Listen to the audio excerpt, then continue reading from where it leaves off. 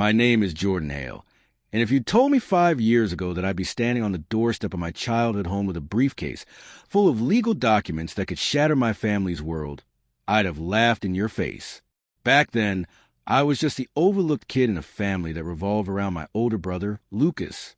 He was a golden child, the star athlete, the straight-A student, the one who could do no wrong. Me? I was a dreamer, the one with big ideas that my parents dismissed as flights of fancy. Dad, Victor Hale, was a mid-level executive at a fading real estate firm, always preaching about stability and playing it safe. Mom, Clara, was his echo, fussing over Lucas like he was the second coming. I loved them, sure, but love has a way of turning bitter when it's never reciprocated. It all started unraveling on the day of my college graduation. I'd busted my ass for 4 years at a state university, majoring in business with a minor in hospitality management. No scholarships for me. I worked 2 jobs, barista by day, hotel front desk clerk by night, to pay my way. My capstone project was a detailed business plan for a boutique hotel chain that catered to eco-conscious travelers. It wasn't just a paper. It was my passion, born from summers spent at rundown motels during family road trips, where I'd fantasize about turning them into something magical. I graduated magna cum laude, and the dean even singled me out during the ceremony for my innovative thesis. It was my biggest moment, the validation I craved my whole life. But my family, they skipped it. Lucas had a crucial soccer game that same afternoon, some amateur league match that meant nothing in the grand scheme. Dad texted me an hour before the ceremony. "Sorry, kiddo. Lucas needs us there. We'll celebrate later." Mom added a heart emoji to her follow-up message, as if that softened the blow. I sat in that auditorium alone, watching other families cheer and hug, feeling like a ghost in my own life, later turned into never. No cake, no card, not even a phone call. That night, I packed my bags and left town without a word. If they couldn't show up for me, I wouldn't stick around for them. I moved to Seattle, a city buzzing with opportunity, far from our sleepy suburb in Ohio. I crashed on a friend's couch and hustled. My first job was as an assistant manager at a small eco-lodge, where I soaked up everything about sustainable tourism. I saved every penny, networked like mad, and refined my business plan. 6 months in, I pitched it to a group of angel investors at a startup mixer. They bit hard with their seed money. I opened my first hotel, a 20-room gem in the heart of the city, built from reclaimed materials, solar-powered, with farm-to-table dining. I called it Hale Haven, a subtle nod to my roots, though I doubted my family would ever notice. The place exploded. Reviews poured in. Revolutionary, a breath of fresh air, the future of hospitality.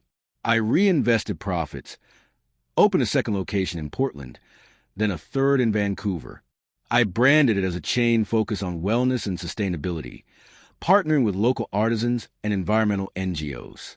By year 3, I had 10 properties across the West Coast.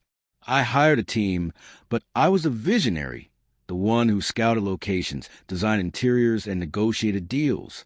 Sleepless nights blurred into triumphant mornings, but the fire in my gut was fueled by that empty graduation seat. Every success was a quiet, "fuck you," to the family that had written me off. Then came the big leagues. I secured a massive venture capital round, valuing my company at $50 million. We expanded eastward, snapping up distressed properties and transforming them. My hotels weren't just places to sleep. They were experiences, yoga retreats, zero-waste conferences, celebrity endorsements. Last year, we hit 50 locations nationwide. The crowning jewel was a flagship in New York City, a converted warehouse with rooftop gardens and AI-driven personalization. When Forbes ran a feature on me, the 30 under 30 who built a $100 million empire from scratch, it went viral. My face was everywhere.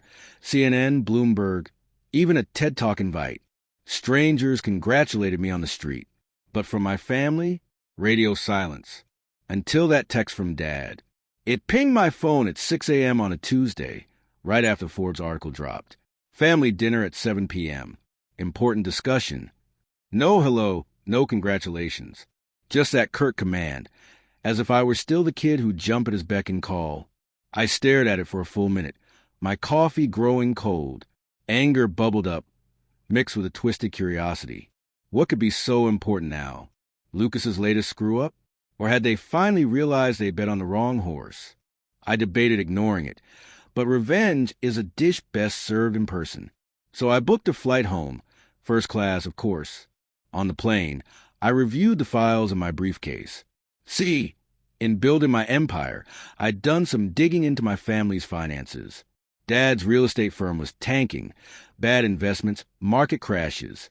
They'd mortgaged a house twice over, and Lucas, now 28, was still living at home, bouncing between failed startups funded by Mom and Dad's dwindling savings.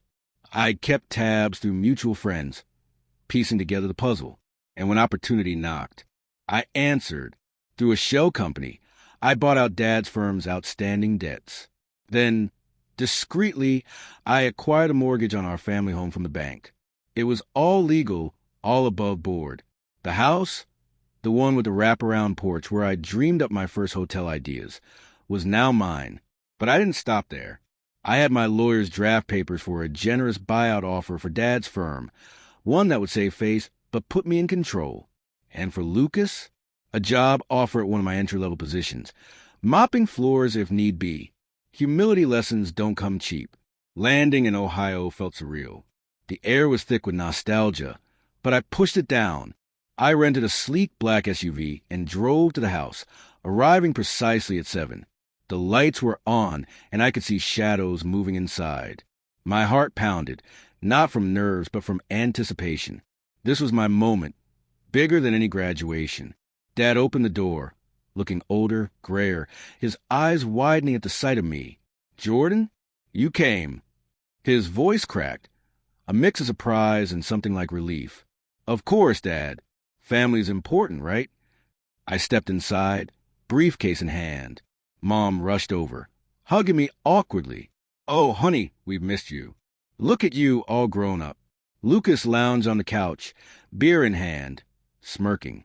"Hey, bro, heard you're some big shot now." Dinner was tense. Mom's famous lasagna, but it tasted like ash. They chatted about neighborhood gossip, avoiding the elephant in the room. Finally, Dad cleared his throat. "Jordan, we saw the news. That hotel chain of yours. Incredible.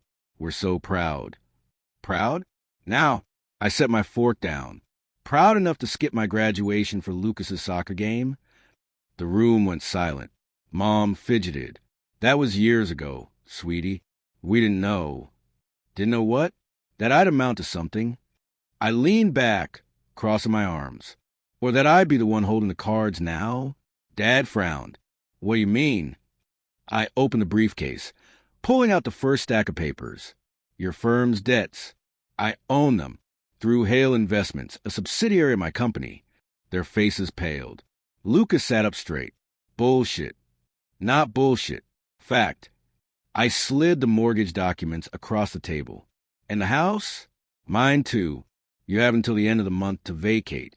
Unless—" I paused for effect, watching the color drain from Dad's face.